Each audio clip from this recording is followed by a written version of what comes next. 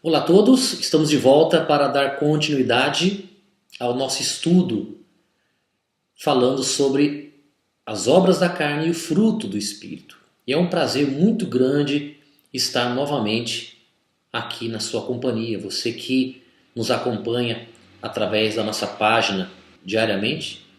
E eu acredito que isso tem sido importante para você, o aprendizado, o conhecer as coisas de Deus, não é?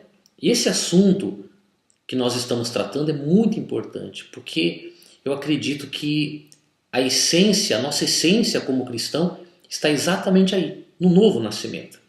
Bom, no livro de Gálatas, capítulo 5, que é o capítulo que nós estamos lendo, Gálatas 5, a partir do versículo 16, diz assim: Digo, porém, andai no Espírito e jamais satisfareis a concupiscência da carne. Porque a carne milita contra o Espírito, e o Espírito contra a carne. Porque são opostos entre si, para que não façais o que porventura seja o vosso querer. Mas se sois guiados pelo Espírito, não estais sob a lei. Eu vou repetir, tá? Mas se sois guiados pelo Espírito, não estais sob a lei. Ora, você jamais, amigo e amiga, poderá estar sob a presença, sobre o controle, sob a orientação, a direção do Espírito Santo, se você estiver sob a lei. Porque nós temos que fazer uma escolha. Ou nós nos deixamos guiar pela lei ou pelo Espírito.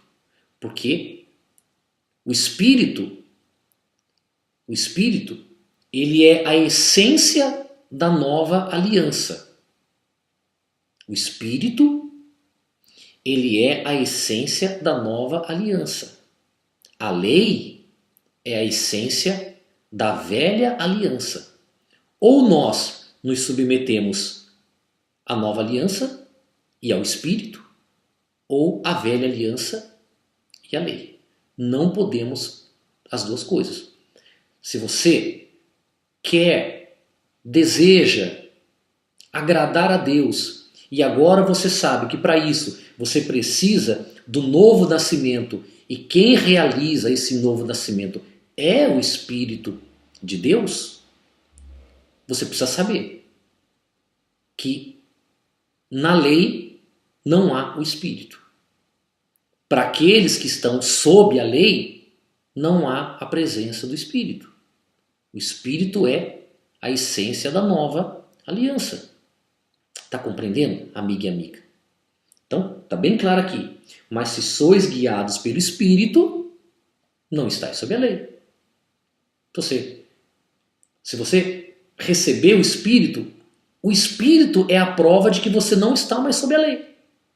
Agora, eu estava lendo aqui na Bíblia Sagrada, no livro de Atos, capítulo 10, a partir do versículo 23, eu até gostaria, eu não vou poder ler, porque o texto é longo, são muitos versículos e tomaria todo o meu tempo aqui. Mas eu gostaria que depois você lesse, tá? Assim que eu terminar, que nós terminarmos aqui o vídeo, você terminar de assistir o vídeo, abra sua Bíblia e depois leia tudo. Atos 10, do versículo 23 até o versículo 48. Leia tudo. E você vai observar nessa leitura que o apóstolo Pedro, ele estava na casa de uma família, na casa da família de Cornélio. E nessa casa, que ele foi convidado a participar e falar sobre a graça, sobre o que aconteceu com Jesus, o significado da morte de Jesus, ele começou a falar. E ele começou a explicar com detalhes a respeito do significado da morte de Jesus, as coisas que ele passou, o porquê que ele passou. que ele não foi crucificado porque ele era um pecador.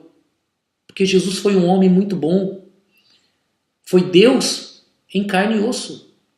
Ele só fez o bem, ele curou cegos, paralíticos, purificou leprosos, ressuscitou mortos. Ele acolheu com amor e carinho pessoas que a sociedade tinha jogado na sarjeta.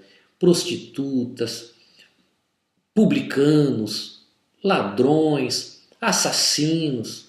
Enfim, um homem que só fez o bem, mas que recebeu em troca do bem todo o mal. Agora, o apóstolo Pedro estava explicando que tudo que o Senhor Jesus passou sem merecer foi por nossa causa, por minha causa e por sua causa, para nos salvar. O Senhor Jesus, ele nos substituiu. Tudo que ele passou era para que eu e para que você passássemos, por causa dos pecados. Era justo, seria muito justo se nós tivéssemos sofrido tudo aquilo, por causa dos erros que nós cometemos na nossa vida, as transgressões, as maldades, a desobediência, os pecados. Seria justo, mas não foi justo o Senhor Jesus passar por aquilo, porque ele não fez mal nenhum. Mas ele fez por nós. Ele foi punido pelos nossos pecados, pelo meu e o seu. Você compreende, amiga e amiga? O apóstolo Pedro falava sobre isso, sobre o amor de Jesus, sobre o valor de Jesus. Que assim como o que fizeram com Jesus não foi justo, também não é justo nós termos hoje a vida abençoada. Mas esse é o amor de Deus por nós. Não é justo, mas Deus quis assim. Deus quis punir os nossos pecados no corpo do Senhor Jesus, para nos salvar, para mostrar o amor dele para conosco, para mostrar o quanto ele quer nos salvar e quer o nosso bem.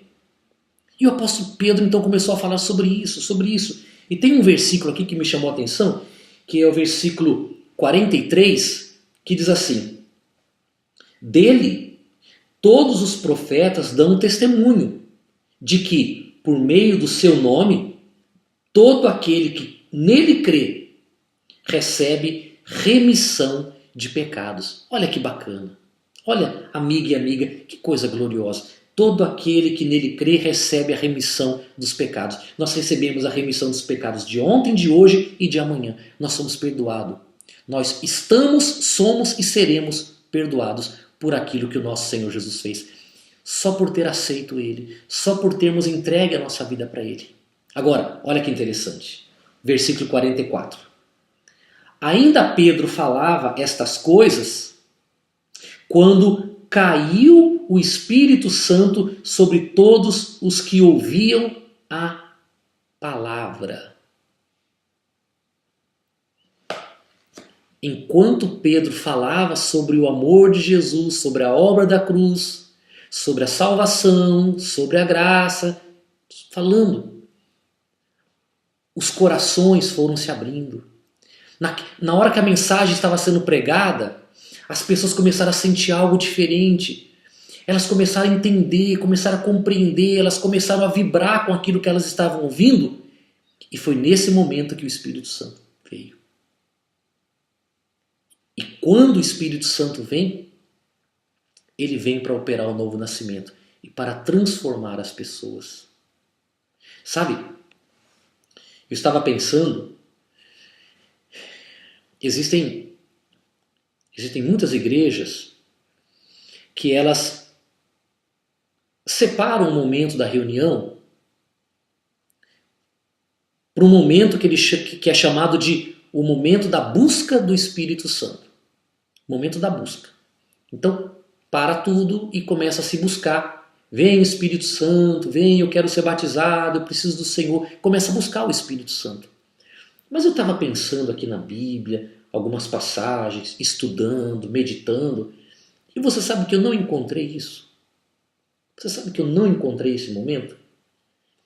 Em Atos capítulo 2, a Bíblia diz que os apóstolos, os discípulos de Jesus, eles estavam reunidos no mesmo lugar e de repente veio o Espírito Santo e desceu sobre eles. Não falo que eles estavam buscando, que eles estavam lá reunidos. Acredito, pelo entendimento que eu tenho hoje da Bíblia, que eles estavam lá no cenáculo ouvindo a palavra de Deus. Alguém estava lá pregando, um apóstolo, falando sobre Jesus, e num dado momento veio o Espírito Santo, que foi no dia de Pentecostes, e eles foram batizados com o Espírito Santo. E aqui você observa Pedro pregando, e no meio da palavra, quando ele fala sobre Jesus, vem o Espírito Santo sobre a família de Cornélio. E você vai vendo outras passagens da Bíblia, que quando o Evangelho era anunciado, as pessoas recebiam o Espírito Santo. Teve até um caso na Bíblia, que o apóstolo Paulo disse assim, vocês receberam o Espírito Santo quando vocês creram? Aí eles falaram assim, nós nunca nem ouvimos falar do Espírito Santo. E o apóstolo Paulo falou assim, ó, então receba agora o Espírito Santo. E eles receberam o Espírito Santo naquele momento. Porque o apóstolo Paulo se admirou deles não terem recebido o Espírito Santo quando eles creram na palavra. Porque o momento de receber o Espírito é na hora da palavra. Quando o seu coração se abre para a obra de Jesus, para aquilo que foi realizado na cruz, é ali que acontece o derramamento do Espírito e acontece o novo nascimento. É exatamente nesse momento. Claro, na igreja nós adoramos a Deus, louvamos a Deus, glorificamos a Deus, recebemos o Espírito de Deus, mas o recebimento do Espírito acontece quando a pessoa está ouvindo a palavra de Deus. Ela começa a ouvir e algo começa a mexer dentro dela. Ela começa a se abrir, ela começa a entender, os olhos dela se abrem e nesse momento acontece então o encontro entre o cristão e Deus. Acontece o novo nascimento. E o apóstolo Pedro termina dizendo o seguinte, ó, e os fiéis que eram da circuncisão, que vieram com Pedro, admiraram-se, porque também sobre os gentios foi derramado o dom do Espírito Santo. Pois os ouvindo falar em línguas e engrandecendo a Deus, então perguntou Pedro, porventura pode alguém recusar a água para que não sejam batizados estes que, assim como nós, receberam o Espírito Santo? E ordenou que fossem batizados em nome de Jesus Cristo. Então lhe pediram que permanecesse com eles por alguns dias. Então veja, eles foram batizados nas águas depois de receber o Espírito Santo, depois de serem batizados do Espírito Santo e depois de terem a experiência do novo nascimento. Tá vendo, amiga e amiga, como que são as coisas? Muitas pessoas acham que tem que vir na igreja, se arrepender dos pecados, consertar toda a vida, aí depois ela vê se ela está pronta para ser batizada, aí ela se batiza, aí depois que ela se batiza, ela vai buscar o Espírito Santo, e se ela estiver santa, aí ela recebe o Espírito Santo. Veja que não é nada disso. Veja que o que a Bíblia ensina é que eles ouviram a palavra, se abriram para a palavra da salvação, a palavra do Evangelho, a palavra que fala sobre a obra da cruz. Não é qualquer palavra, é a palavra do Senhor Jesus. Receberam o novo nascimento e em seguida foram batizados nas águas. É assim. Então, nesse momento acontece então o novo nascimento. Forte abraço, Deus abençoe e até lá.